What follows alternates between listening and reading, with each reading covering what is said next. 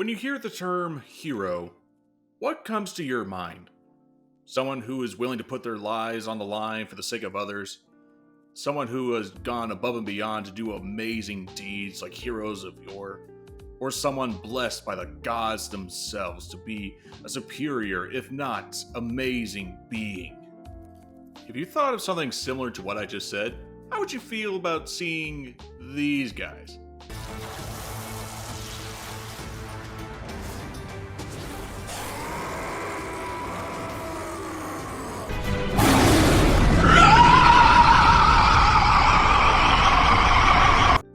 You're probably thinking I'm out of my mind, and these guys are heroes? Really? Well, yes, from a certain point of view. And we're going to talk about that here today. Hi guys, my name is Dante, and today we are going to be talking about the demonic heroes.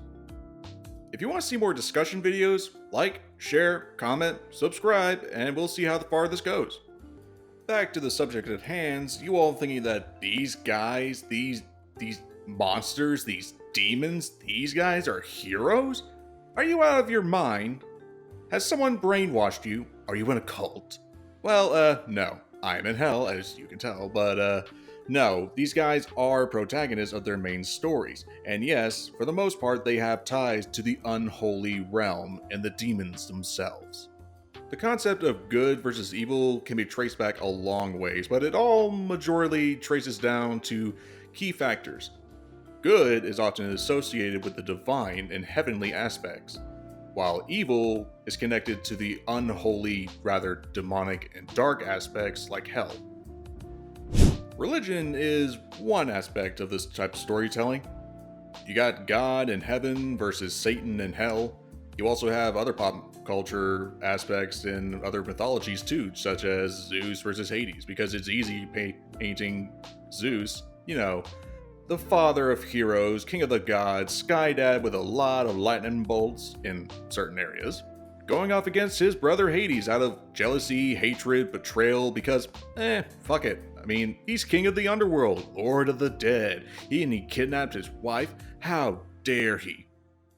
As you can tell, I am a Greek mythology fan, and if you really want to see who the real bad guy is, go do some reading, but this is played a lot in pop culture media when doing Greek mythology stories. It's just easier making Zeus, for some reason, the good guy, and Hades, the bad guy. Trust me, if you read the real mythology, you would understand that the positions should actually be switched.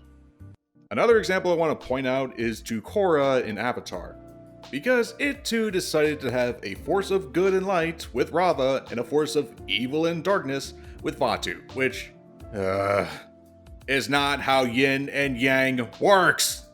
Balance is freaking balance! Too much light is just as bad as too much darkness.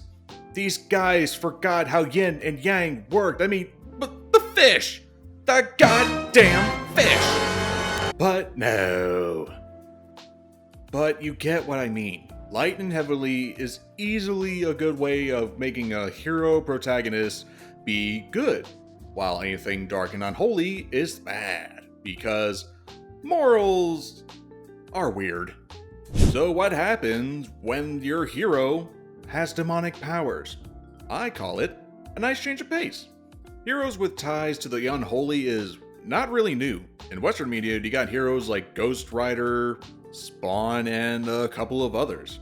True, they weren't blessed by gods like Wonder Woman, or just have great powers and have a good sense of moral justice like Superman, or be a god themselves like Thor, but they are doing whatever they can within their power to do good however they can, even if the ways of doing it are unnatural. And that honestly provides better storytelling, or at least improved storytelling. With anime and manga especially, it allows the readers and viewers to just see things from different points of views, different perspectives on how we usually view the material in pop culture. I'll allow Cole McGrath to explain it. See, powers don't kill people. Oh no. It's the person behind the powers that kill people. Exactly. We can just see things differently because A gun can easily hurt people just as it can easily defend people. Just because we're used to seeing something one way doesn't mean we can just change it around and try another way. The ones with demonic powers are often seen as villains, but what happens when the protagonist was just given that chance and yet they still use it for good? It usually boils down to a couple of categories that I've noticed throughout the years of watching anime and manga material. Protagonists that fit this category tend to be, they tend to be born demons. They are either descendants of demons, or their powers are tied to some sort of foreign entity, which can lead to a form of possession. They're either born with the powers, or the choice is just forced upon them like a curse. It's making good on a bad situation. They could have easily just be villains, but instead they chose a different path and put what they had to good use for the sake of others. And when these protagonists decide to be the heroes of their own story, it leads to different topics of development. World building, character development, power development. It can be easily new with a new scope. One of the more popular obstacles that these heroes tend to face is, I hate to say the P word, but prejudice. Just as we're taught to see the difference between good and evil, right and wrong, we're told to also see the differences between creatures of good and creatures that can easily do harm to us, and demons are a popular example. This happens a lot in fictional media. For this topic, I'll use Rin Okumura from Blue Exorcist. Rin is the son of Satan, so you gotta know that no one's gonna be looking at him that great. Not only is he half demon, but he's the son of the demon god himself. The blue flames, the tail, the ears, it's all a bunch of red flags to tell to the uneducated person, hey, I'm dangerous, run! Run for your life! Rin's very existence was a big warning flag. They were gonna execute him on the spot, and he had to prove himself to live! That is some, oh man, the hatred, the prejudice, it is deep. It's deeper than the goddamn Mariana Trench. The prejudice against those with the demonic powers is usually steeped in, teachings, but it can also be steeped in, just personal experience. In a fictional world, what if your family were just attacked by a familiar enemy? The blue flames of Satan burned your loved ones to complete ash, or demons just slaughtered your family. You would probably hate demons with just such a burning ire and hatred.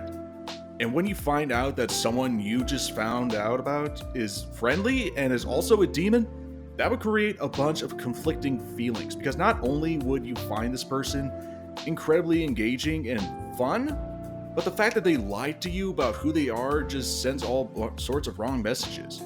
The prejudice against the demonic leads to all sorts of character development, because not only would this character want to live a normal life and make friends, but he has to keep knowing that they're going to be hiding and lying about their true self. And that was the problem with Rin Okumura as he tried to live on, to make friends. He was the son of Satan. He didn't ask to be that way, but he still fought on to be a hero when he could have just easily turned his back on everyone and burned them to cinders.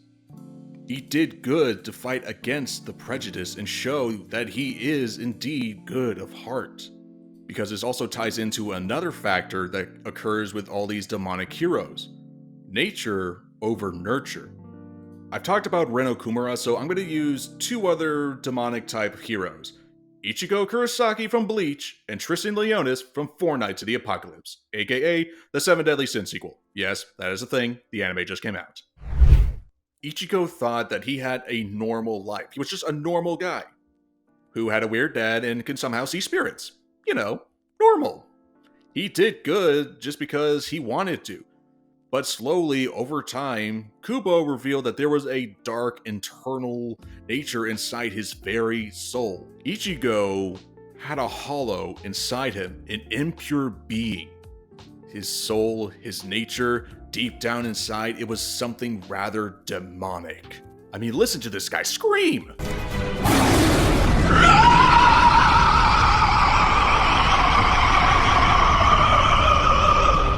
That is the kind of screaming you hear from a demon in hell. Tristan Leonis is also of a demonic descent. His dad is a very powerful demon. He has the demonic powers just like his old man, but it comes at a price. He loses control. He loses his sense of control in order to not harm others. Ichigo is the same thing. These two were raised to be something of heroes, to be good people. Be good to others and they'll be good to you. Fight for what's right and never try to do the wrong. But when it came down to exploring who they are, the dark side was rather corruptive. Isn't that right, Palpatine? The dark side of the Force is a pathway to many abilities some consider to be unnatural. Yeah, he gets it. The unholy saviors just create within themselves internal conflicts. Result using this power, it could help, but it comes with the fear of losing control. The fear of harming others when you wanted to just do good by others. And what if that nature returns? You can't control yourself. And the people see you for what you are. A monster. A demon. But what if you weren't always like this? What if you were born a demon, but hey, you slaughtered people? So for this one, we're going to be talking about Meliodas, the father of Tristan Leonis, who is a full-on demon. He was so powerful, he was going to become the Demon King. He was a fear among the goddess clan, among angels, for simply slaughtering them like cattle. He was a butcher. I mean, just look at his little body. It is these big-ass swords. I mean, god damn. I need to see how he trains. I need to see if I can lift a sword like that. This is how Meliodas was in his previous life, but then when he met Elizabeth, he just turned over a new leaf, because people can do this. A sense of good and justice can always come up when you least expect it. For Meliodas, it's when he met Elizabeth and he fell in love. He turned over a new leaf and decided, hey, I'm going to change my ways. And change is not always easy. You do good with what you are and what you got, but at times, old habits can just simply relapse. They come back to you. And for Meliodas, he was afraid of becoming that person again. Becoming the butcherer of goddesses, the scourge to the goddess clan. Because he burned a lot of bridges, and going back was going to be hard, and he was afraid of his old nature returning to him like a ghost. This is a problem that I bet so many people have gotten over their course of life. Just old habits returning and afraid that you might not control it this time. What if all that hard work was for nothing? For any heroes who were born demons and they wanted to change their life, this is usually something that happens, returning to the old habits. Now I gotta ask, what if you're possessed? What if a foreign entity is just trying to take over your body, but yet you somehow resisted and gained their powers? Think, Venom. But instead, we're going to be talking about these characters. I'm going to be talking about now Akira Fudo, the Devil Man, and Asta No Name from Black Clover. These two were just simple humans, but demons got their grubby little hands all over their bodies, or rather into their bodies. God, that sounded gross. And with their good natures, just controlled their powers. The demons in Devilman are seriously fucked up. They will possess humans just for the sake of it to ruin their lives and take over their bodies so they can have physical forms again. For Akira, the demon hero Amon tried to possess him, take over his body just so he can have that physical body yet again.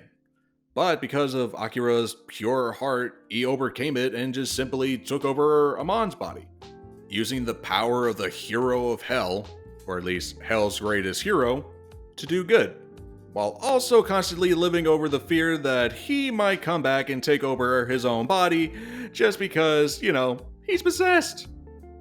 It's like a cancer. It's still in your body, but how long until it turns terminal? Asta is kind of a similar case. He got the demon powers from his grimoire, and over time he found out that, there's a demon living inside him. Just like Naruto. The anti-magic devil tried to possess his body several times, or at least one time, Yeah, I think just one time or two. But Asta persisted and still managed to use his own anti-magic to fight others and do good. He wasn't a four-leaf blessed by the frickin' gods wannabe like no.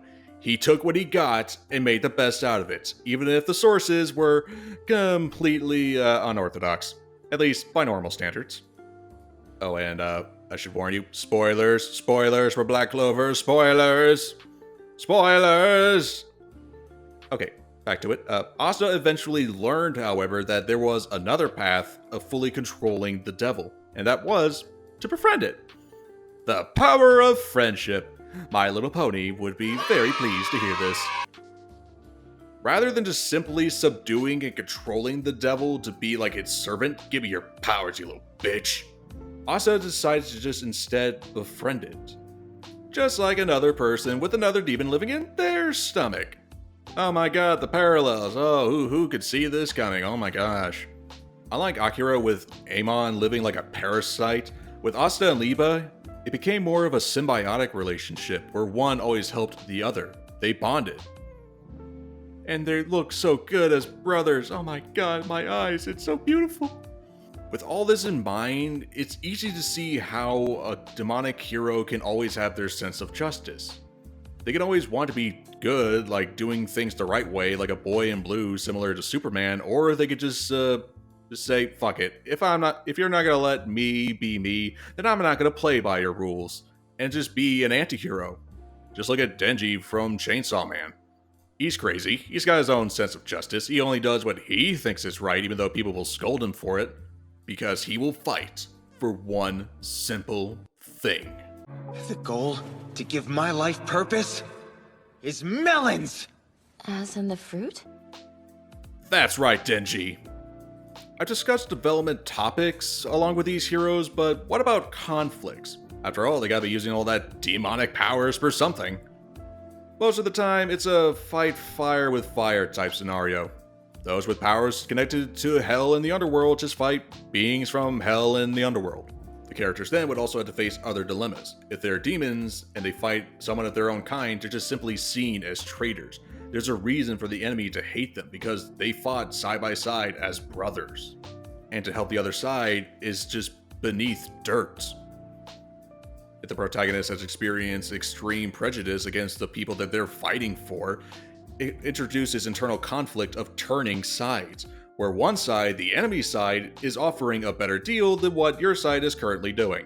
It's temptation and manipulation of feelings. Even maybe making those old habits just go under relapse.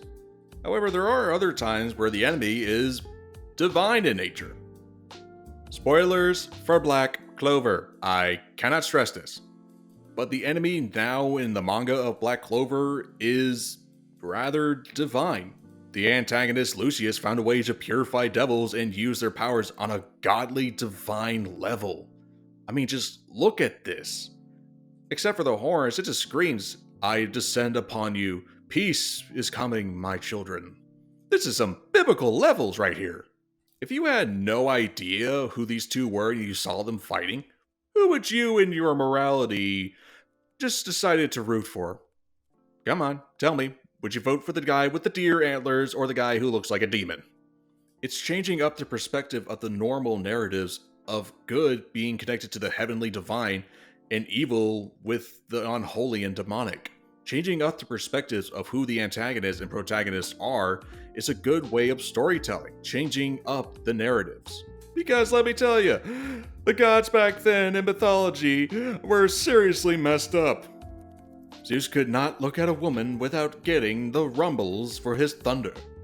This is why I love the demonic hero trend, because, well, it offers so much. New internal struggles, plot developments, story building. Plus also the designs when it comes down to fan art can look just so fantastic.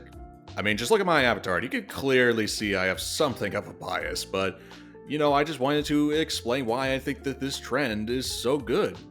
There will always be heroes connected to heaven, doing good and being the heroes, and then there will be villains connected to hell and the demonic and just having dark powers. But it's always fun just to switch the narratives. In the end, unless you know the full story, who knows? Your savior might not come from on high, but rather down below from the abyss. Thank you so much for watching my video. I hope to do more of these later on. If you haven't already, like, share, subscribe, and hopefully this video does well enough so I can continue. And if you like my other projects, links are in the description. I'll see you later, mortals.